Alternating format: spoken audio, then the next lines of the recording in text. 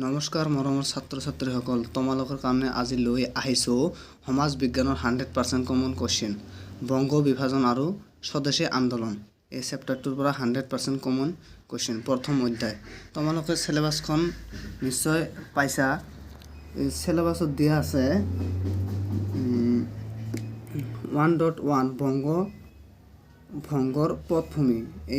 এইটো সিলেবাস হেৰাস কৰি দিয়া হৈছে, এইটো নাহে। আৰু ইয়াত আৰু যে লাষ্টত যে দিয়া আছে 1.7 এইটো নাহে। আৰু বাকী এইকেইটা যে দেখি আছা এইকেইটাৰ পৰা কোৱেশ্চন হ'ব।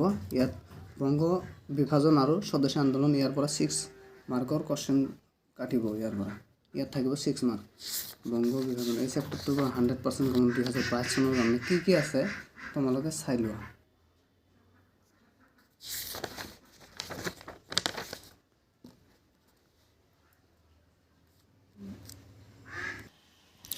ইয়াত দেখিছা বংগভংগৰ পটভূমি 1773 খ্ৰীষ্টাব্দত ইংলেণ্ডৰ চৰকাৰে নিয়ন্ত্ৰণকাৰী আইন প্ৰৱৰ্তন কৰি বংগ প্ৰেচিডেন্সিৰ গভৰ্ণৰ জেনেৰেল পদলৈ উন্নতি কৰিছিল। এইটো দিব পাৰে 1 মাৰ্কৰ কাৰণে, এইটো 100% কমন হয় এইটো। আৰু এইফালে চোৱা তোমালোকে, এইফালে চোৱা 6 পেজত চোৱা দিছে। ইয়াত বংগভংগ আঁচনিৰ প্ৰথম দফা, এইটো 2022 চনৰ কাৰণে 100% কমন হয়। এই কোৱেশ্চনটো আহিব। 4টা দিয়া আছে, ক খ গ, এই 4টা পঢ়িলে হ'ব। আৰু 100% কমন দিয়া আছে। ইয়াত 4টা কি দিছে, ৰাজশ্বাহী, ঢাকা আৰু চট্টগ্ৰাম সংমণ্ডলৰ সৈতে অসম সংলগ্ন নতুন প্ৰদেশখনৰ নাম পূৰ্ব বংগ আৰু অসম হ'ব। আৰু খ নম্বৰত দিছে পূৰ্ব বংগ আৰু অসম প্ৰদেশৰ ৰাজধানী হ'ব ঢাকা। আৰু গ নম্বৰত দিছে পূৰ্ব বংগ আৰু অসম প্ৰদেশৰ শাসনৰ দায়িত্ব এজন লেফটেনেণ্ট গভৰ্ণৰৰ হাতত অৰ্পণ কৰা হ'ব। আৰু ঘ নম্বৰত দিয়া হৈছে অসমৰ ৰাজধানী শ্বিলঙৰ পৰা ঢাকালৈ স্থানান্তৰ হ'ব। এইটো 100% কমন হয়। আৰু এইফালে দিছে যে 23 ছেপ্টেম্বৰ তাৰিখে 1905 খ্ৰীষ্টাব্দ উত্তৰ কলিকতাৰ ৰাজা বজাৰত আয়োজিত বিশাল জনসভাই বংগভংগ আঁচনিৰ তীব্ৰ বিৰোধিতা কৰিছিল। এইটো হয় 1 মাৰ্কৰ কাৰণে। কিমান চনত দিছে যে 23 ছেপ্টেম্বৰ তাৰিখে 1905 খ্ৰীষ্টাব্দত উত্তৰ কলিকতাৰ ৰাজা বজাৰত আয়োজিত বিশাল জনসভাই বংগভংগ আঁচনিৰ তীব্ৰ বিৰোধিতা কৰিছিল এইটো। আৰু নিচত দিয়া আছে বংগভংগ কাৰ্যকৰী হোৱাৰ দিনা 16 অক্টোবৰ 1905 বংগবাসীয়ে জাতীয় শোক দিৱস পালন কৰা হয়। জাতীয় শোক দিৱস কেতিয়া পালন কৰা হয়? 26 অক্টোবৰ 1905 চনত কৰা হয়। জাতীয় শোক দিৱস পালন কৰিছিল। আৰু দিছে 16 অক্টোবৰৰ 1905 আবেলি সমগ্ৰ কলিকতাত বংগভংগৰ বিৰুদ্ধে হৰতাল পালন কৰা হয়। হৰতাল কিমান চনত পালন কৰা হয় যদি দিয়ে তোমালোকে দিবা। 16 অক্টোবৰ 1905 আবেলি 16 অক্টোবৰ 1905 চনত মানে হৰতাল পালন কৰা হয়। এইটো দিবা 1 মাৰ্কৰ কাৰণে। আৰু এইফালে হয় 100% কমন, যেটো দেখি আছা স্বদেশী আন্দোলনক এটা সফল আৰু সমাৰ্থক আন্দোলন হিচাপে গণ্য কৰা হয়। যদি দিয়ে স্বদেশী আন্দোলনক কি হিচাপে গণ্য কৰা হয় তেতিয়া লিখিবা স্বদেশী আন্দোলনক এটা সফল আৰু সমাৰ্থক আন্দোলন হিচাপে গণ্য কৰা হয়। এইটো 2022 চনত আহিব, গ্যাৰাণ্টি আছে। আৰু এইফালে দিয়া আছে স্বদেশী আন্দোলনৰ পটভূমিত ৰচিত উল্লেখযোগ্য নাটকসমূহ আছিল।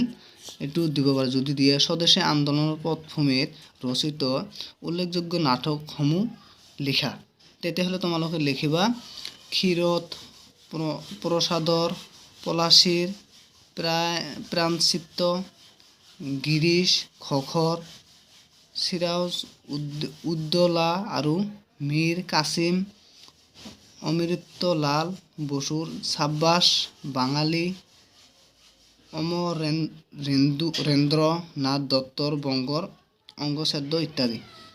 এইবিলাক হয় 100% কমন। আৰু এইফালে চোৱা, এইফালে দি আছোঁ। এইফালে অনুশীলনী চোৱা, অনুশীলনীত দিয়া আছে 1 নম্বৰীয়া কোৱেশ্চনখিনি চোৱা। অতি চমু উত্তৰৰ প্ৰশ্ন, ইয়াৰ পৰা 2022 চনৰ 100% কমন হয়। 2 নম্বৰ কোৱেশ্চনটো 1905 খ্ৰীষ্টাব্দৰ কোন তাৰিখে বংগ বিভাজন কাৰ্যকৰী হৈছিল? এইটো হয় 100% কমন। আৰু 5 নম্বৰত দিয়া আছে বংগদেশত জাতীয় শিক্ষা পৰিষদ নামৰ অনুষ্ঠানটো কেতিয়া গঠন হৈছিল? এইটো হয়। আৰু 7 নম্বৰত দিছে কাৰ পৌৰোহিত্যত অনুষ্ঠিত জাতীয় কংগ্ৰেছৰ অধিৱেশনে ভাৰতীয়ৰ বাবে স্বৰাজ বিচাৰি প্ৰস্তাৱ গ্ৰহণ কৰিছিল? এইটো হয়। আৰু এইফালে দিয়া আছে বৰ্ড কোৱেশ্চনবিলাক, চমু উত্তৰৰ প্ৰশ্ন। এটা দিয়া আছে 1 নম্বৰটো ইম্পৰ্টেণ্ট হয় যে বংগ বিভাজনে সৃষ্টি কৰা পূৰ্ব বংগ আৰু অসম নামৰ প্ৰদেশখনৰ সৈতে সংলগ্ন হোৱা বংগদেশৰ প্ৰধান 3টা ভৌগোলিক সংমণ্ডল উল্লেখ কৰা। এইটো কমন হয়। আৰু 3 নম্বৰত দিয়া আছে, এইটো এনে চাবা, এইটো মানে ইমান এটা দীঘল উত্তৰ নহ'ব। আৰু 3 নম্বৰত দিয়া আছে বংগ বিভাজন বিৰোধী আন্দোলনে স্বদেশী আন্দোলন নাম কিয় পাইছিল? চমুকৈ লিখা। এইটো হয় 100% কমন, এই 3 নম্বৰটো। আৰু এইফালে দিয়া আছে 4 নম্বৰ দিছে স্বদেশী আন্দোলনে জাতীয় শিক্ষালৈ আগবঢ়োৱা বৰঙণিৰ বিষয়ে আলোচনা কৰা। এইটো 100% কমন। আৰু 5 নম্বৰত দিয়া আছে স্বদেশী আন্দোলনৰ সময়ছোৱাত বংগদেশত জাতীয় শিল্পৰ বিকাশ কেনেদৰে ঘটিছিল? এইটো হয় 100% কমন। আৰু 7 নম্বৰত যিটো দিছে স্বদেশী আন্দোলনৰ 3টা ফলাফল উল্লেখ কৰা। এইটো হয় কমন। আৰু যে 8 নম্বৰত দি আছে এইবিলাক তোমালোকৰ চিলেবাছৰ বাহিৰত, চিলেবাছ হেৰাস কৰি দিয়া হৈছে কাৰণে এই 8 নম্বৰ কোৱেশ্চনটো তোমালোকে এইটো নাহে, চিলেবাছৰ বাহিৰত আছে এইবিলাক।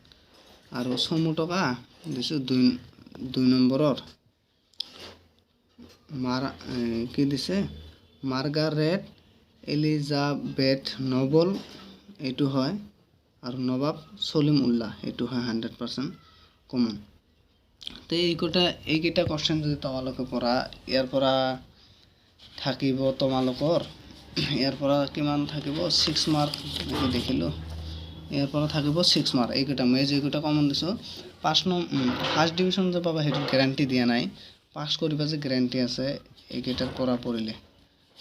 আৰু এইফালে শ্বৰ্ট কোৱেশ্চন গোটেইকেইটা দিয়াই হ'ল, আৰু পঢ়িবা আৰু ভালকৈ। যদি তোমালোকক ভিডিঅ'টো ভাল লাগে লাইক কৰি দিবা, আৰু ষ্টুডেণ্ট হেল্পফুল আছাম চেনেলটো ছাবস্ক্ৰাইব কৰিবা।